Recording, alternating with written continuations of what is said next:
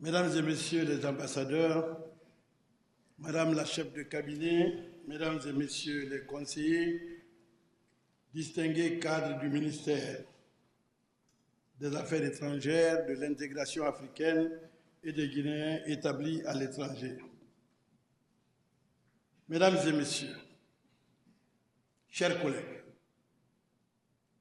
nous sommes réunis ce matin pour une rencontre à la fois solennelle et symbolique autour du projet de constitution de notre pays. Mais avant d'entrer dans le vif du sujet, permettez-moi de prendre un moment que je juge essentiel pour vous présenter à la nation guinéenne et à la communauté internationale. En effet, après une rupture franche avec un système politique et diplomatique hésitant, souvent marqué par l'improvisation et la discontinuité, un système claudiquant, la République de Guinée, sous le leadership visionnaire du président de la République, le général Mamadi Doumbouya, a opéré un tournant historique. Elle s'est dotée d'un nouveau corps diplomatique rajeuni, dynamique et porteur d'une ambition claire: restaurer la place légitime de la Guinée au sein de la diplomatie mondiale. Aujourd'hui, dans cette salle, nous avons 36 ambassadeurs extraordinaires et plénipotentiaires, 6 consuls généraux, nommés par le chef de l'État pour représenter notre pays aujourd'hui dans 148 États et auprès de 58 organisations internationales. Cette équipe que vous constituez incarne le renouveau diplomatique guinéen avec 70% de jeunes diplomates, de jeunes ambassadeurs et une présence féminine renforcée, traduisant la volonté d'inclusion et d'équité prônée au plus haut niveau de l'État par le chef de l'État, le président de la République, le général Mamadi Doumbouya.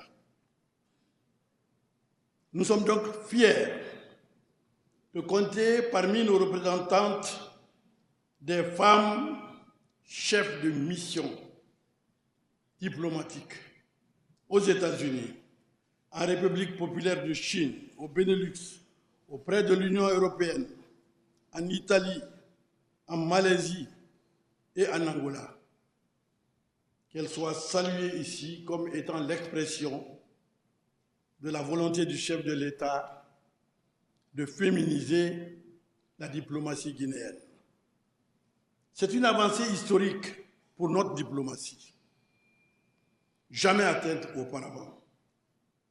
Qu'il me soit donc permis de remercier très respectueusement le président de la République pour cette diplomatie de l'apaisement, de la rigueur, de la dignité et de la souveraineté. Mesdames et messieurs les ambassadeurs, comme vous le savez, le peuple de Guinée a été largement et profondément consulté pour la Constitution et l'élaboration de la Constitution.